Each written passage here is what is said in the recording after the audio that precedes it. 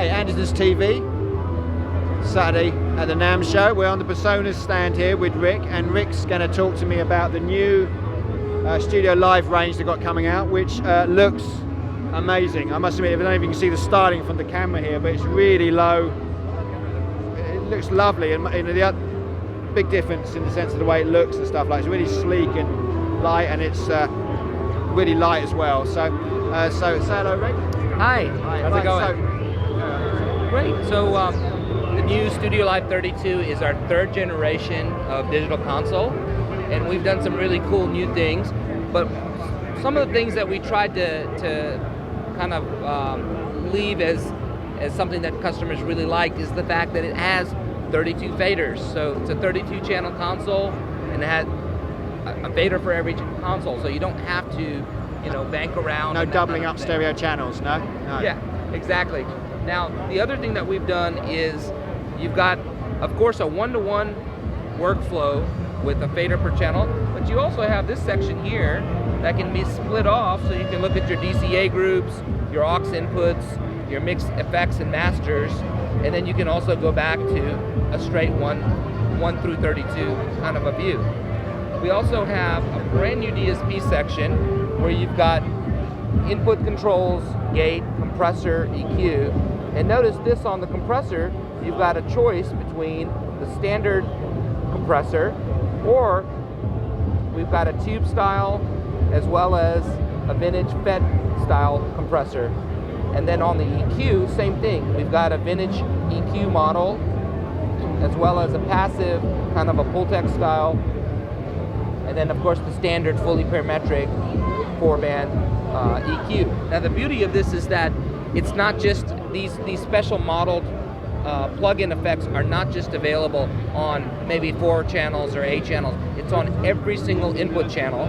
So if you want 32 channels of Pultec EQ with 1176s, you can have it. So the processing power's gone up massively on the desk, isn't it, inside, yeah? Yes, it's a lot. It's a lot. The other thing that's really unique about this is there's 3 ways that you can record your show.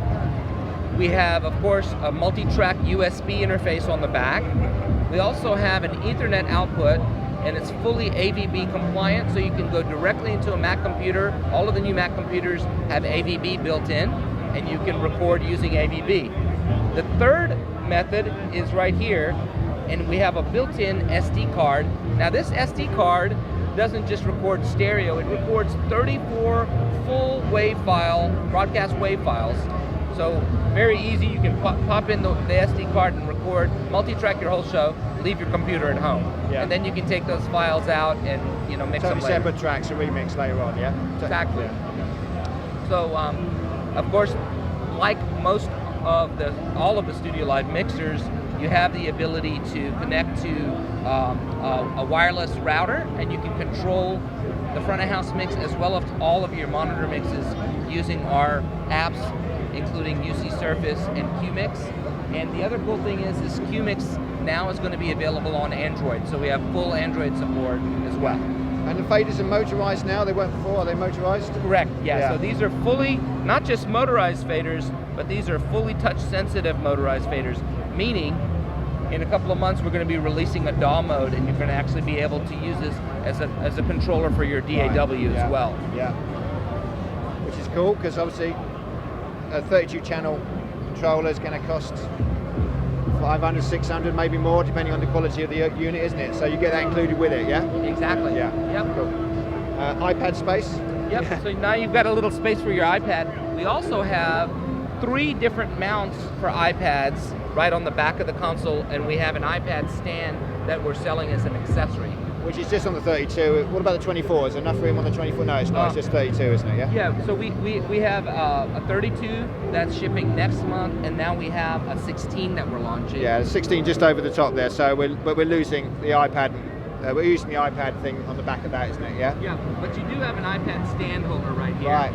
So you can have the iPad. Yeah. I mean, I think you can see also when you're from this angle, you see how sleek it is and how narrow it is, and look, it's really, really cool design. Isn't it? Really, it's really.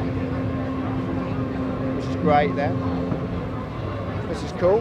Anything else which is new from the previous version, where customers will be looking to? Well, you know, one of the cool things about this new console is the sheer number of output buses that are configurable. So on the previous desks, you had 4 subgroups, and you had I want to say 14 aux sends. Yeah. Now you still have the 4 subgroups, but you also have these new things called what we call flex mixes. So you have 16 flex mixes in addition to your subgroups. And what the flex mix does is you can configure that to be an aux send, a subgroup, or a matrix. Right. Anyone you want. Okay. So in a sense, when you flick to the mix there, so let's explain that again. When you flick to the mix there, what happens? Well, you notice they're different colors. Yeah, so yeah, you've sure. got green here, you've got yellow here. So basically you can configure each one of these flex mixes to be either an aux send, a subgroup, or a matrix. Okay. And so if it's green, I believe it's a subgroup. If it's yellow, it's an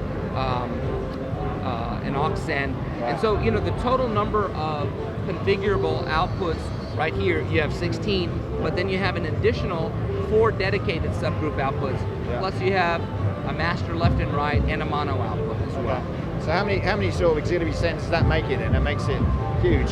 Yeah. I can't calculate. Where's my calculator? Yeah. Yeah, Work it. exactly. Yeah. That's cool there. Do you want to have a quick look, so we go around the back here and just have a look at the back console here. Obviously we've got all the mic inputs, so as we said before, 32 mic inputs, no stereo gaming up there. 12 dedicated 12 mixed outputs, yeah? Right, and then you've got 4 more on balanced jack. TRS, Yeah. and then here's your subgroup outputs right here. Yeah.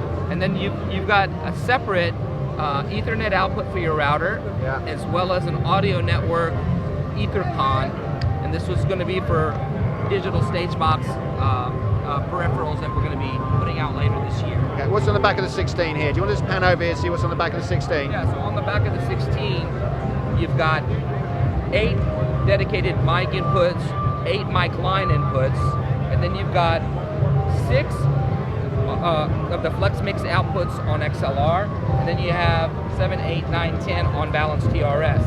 So it's really cool. Sometimes you get to the gig and, you know, you're going into something that has a TRS input or an XLR. This actually has both type of connectors on it, and they're all balanced connectors as well.